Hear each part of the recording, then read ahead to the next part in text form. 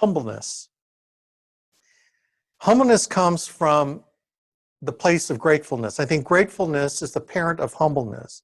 Being grateful for where I'm at, for who I am, for what God has given me. Remember, grace. Grace is unmerited favor. That's the definition of grace. And all my life, I've lived by the grace of God for what he's done for me.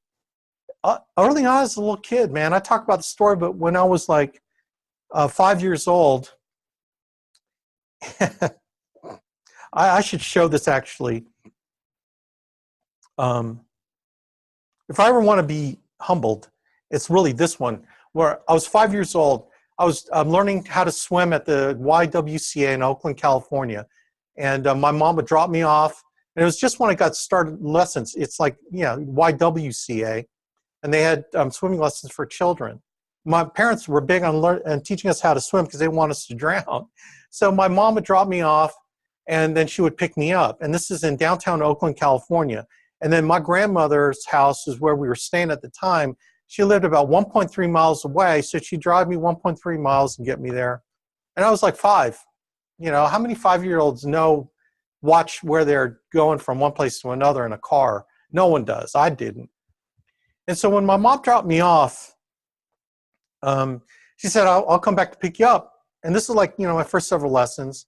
So after swimming lessons was done, I would sit on the stoop of the steps going up to the YWCA, and I would just sit there with my towel, right, and my swimsuit all wrapped up, and I was in my, shorts and T-shirt. It's a 5-year-old. And I'm waiting. I'm going, where's Mom, man? What's up with this? Where is she? She's not here. She's not. Where is she? And so I said, you know what? I'm just going to walk home. I had no idea how to get home. I said, I'm just going to start walking because screw this. I didn't think I said that, screw this. But I remember the feeling like, I'm just going to get moving. Because I was pretty hyperactive back then. Thank God she didn't give me any pills. But I was pretty hyperactive. And so I started walking. Now, this was like in the fall. But earlier, 3 months ago, my grandfather died of cancer, stomach cancer.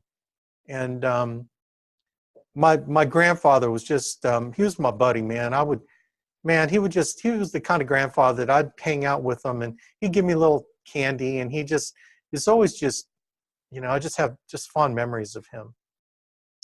But while I was walking down the street, I noticed that there was this guy in an overcoat with a hat on, which kind of reminded me of my grandfather. I just saw him walking, so I started following him.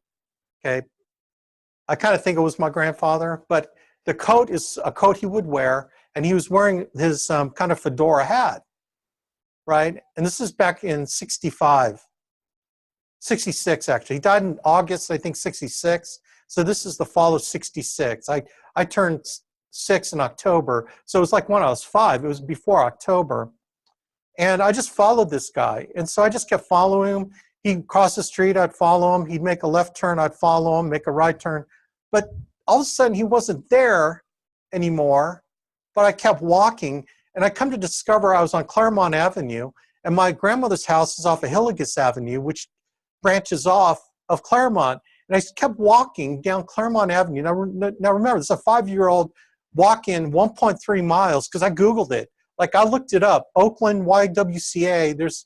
You can actually look at the address, and then from that address to 6088 Hillegas Avenue in Oakland, California. It's close to the Berkeley borderline.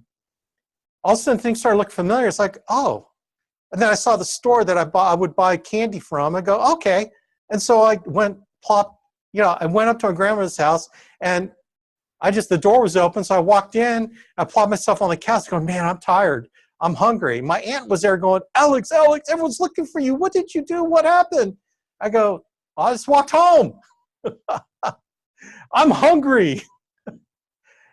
Everyone was looking for me. There was like a police APB out for me. My mother was freaking out. Can you imagine 5-year-olds not there? Like, she thought the worst. I mean, kidnapping, everything. And I was just with my towel, just walking home, following this old guy in a coat, I